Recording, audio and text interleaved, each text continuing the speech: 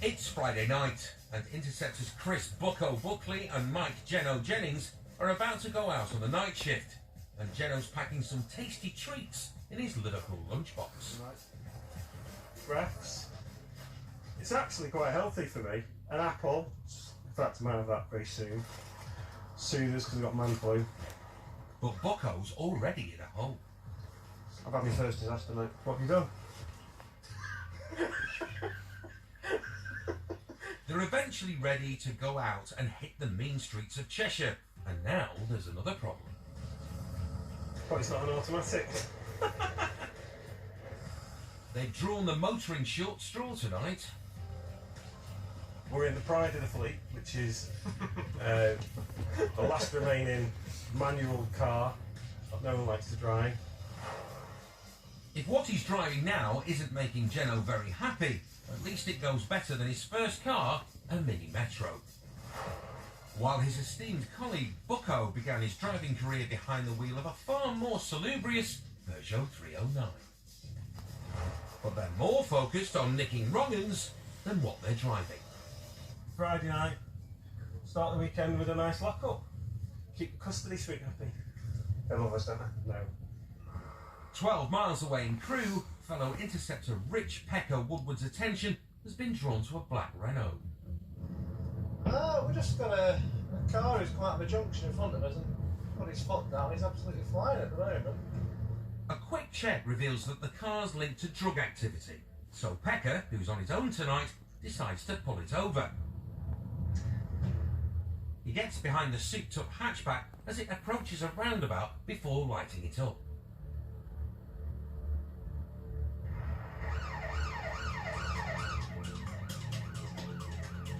The car pulls over and stops.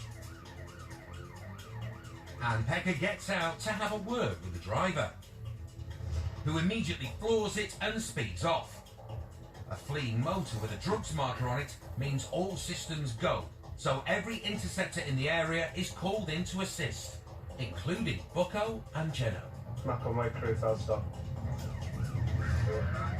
Got a vehicle failed to stop for another patrolling crew. That's Tango 18. Can assign us double crew, livery, T-pack train. And just a few miles south of Crewe, fellow interceptors Don Booth and Ian Smith are also blue lighting it to get to Pecker. Alright, we might be able to head it off. Yeah. We get Stinger out. Right now, though, Pecker's on his own and struggling to keep on top of the runaway driver, who's booting it up to over 100 on the thankfully fairly empty roads. It was initially a stop for Thanks, mate. 9-4 is from the old Park Road, A320, towards the A500, in the general direction on junction 16. Bucko and Geno are trying to get in front of the pursuit, but their plans are scuppered by the enemy of all motorists, roadworks. 16's closed, mate. Pardon? 16's closed, don't forget. 16's closed? Let me get on the age to find out. Bucko double checks the closure. But if you're aware, there's a pursuit on 7 down in Crewe at the moment. Can you just confirm, is junction 16 closed? But Geno doesn't have time to find out. Just wait. I'm going towards Crewe. I'm going towards Crewe, mate. Yeah, Roger. Back with the pursuit, the fleeing driver, still hitting speeds of over 100 miles an hour, goes the wrong way round a roundabout and heads back the way he came, towards Crewe, which means he's coming right towards interceptors Dom and Ian. Is it gone right? It's turned right, it's come to Crewe Hall, turned right, and then it's gone back towards Western, left. The way the driver's going makes them suspect he's about to bail. It's heading back to Crewe. It's going to be a decamp. They're getting closer to Pecker and the runaway Renault, which is now being driven even more dangerously. Speed 110 miles an hour in the national speed limit.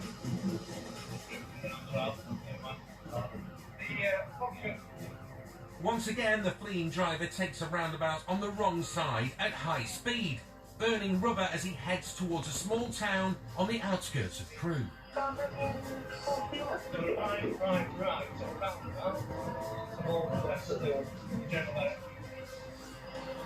The driver heads into an estate, trying to lose Pekka in the maze of roads. If he's going to dump it and run, it'll be any time soon. Pekka can't afford to take any wrong turnings or he'll lose them.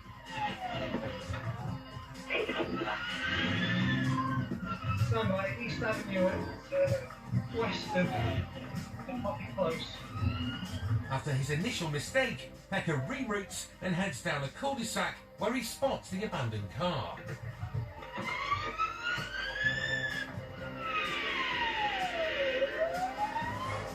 As suspected, the driver and passengers have done a runner, but Pekka's straight after them. The roadworks are done for Bucko and Jeno, who are still a couple of minutes away. Decam. But Ian and Don are soon on the scene and ready to help Pekka hunt down the hoodlums. 490 is with him. Though he doesn't need any help. Despite being on his own, Pekka has managed to nick two of the men in the car. Two detained, by sounds of it. Sounds like there's been decam from the vehicle, which basically means that they've run off, but it sounds like they've got them detained at the moment. Keep making the area just to make sure that there is nobody outstanding, and also till we hear from that officer just to make sure that he is all in order.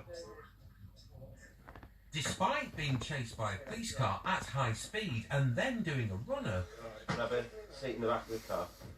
You got anything in your pockets? Mate, no. the passenger seems a bit confused as to why he's being held by the long arm of the law. What do you want any of this, mate? Honest to God, I don't even know why I drove off. Listen, just sit. Were you I mean, passenger? yeah, I don't even know why I Just drove sit in the off. car, mate. I'm at home, mate, and he's done this. Sit in the car. Let's get to the bottom of it, pal. I'm Alright. at home, mate. Do you know what I mean? I've got kids at home, I I don't know. want this. Well, look, he was. I So, don't want to die. jump in, pal. Get to the bottom of it. Bucko and Jeno are finally on the scene. Two men have been nicked. Pekka, But Pekka suspects there are more people involved. what's happened? Do you think there's a third, or is it just two? TBC, have a look at the video. The two men they'd nicked both denied driving the car. Then a third man appears and gives himself up. That third male who's just turned up there, he's just come wandering over from over here, and it appears he might be the driver. I just want to make sure he's not dumped anything. The interceptors aren't used to people surrendering so easily, and Jeno smells a rat. I'm just going to go and have a look where he's come from, Pekka. Not many people just come and hand themselves in once they're made off. So, we'll have a quick look. Sirens, we don't need Jeno has a good sniff around, though all he finds is a mobile phone. But the man has admitted to Pekka that he was driving the car. Alex, at the moment, mate, you're under arrest for failing to stop the police, dangerous driving. All the occupants have jumped out, ran through back gardens of people's addresses, kicking down some fence panels and gates, unfortunately.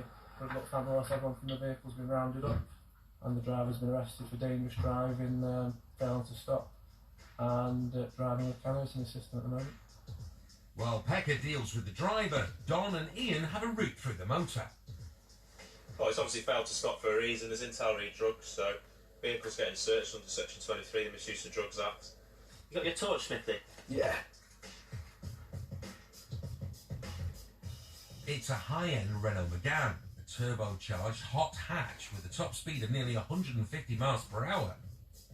No wonder Pekka struggled to keep up with it. But it's not going anywhere for now. And Don soon finds something which might explain why the driver was so heavy on the accelerator. Pekka, Where are the keys? you can lock them up for Class A, mate. There's been a small bag of white powder found in the vehicle, which we think is going to be cocaine, and there's also some cannabis, which my colleagues found. The driver later pleaded guilty to a string of charges: dangerous driving, failing to stop, failing to provide a specimen of blood for drug driving, possession of cocaine, and driving with no licence or insurance.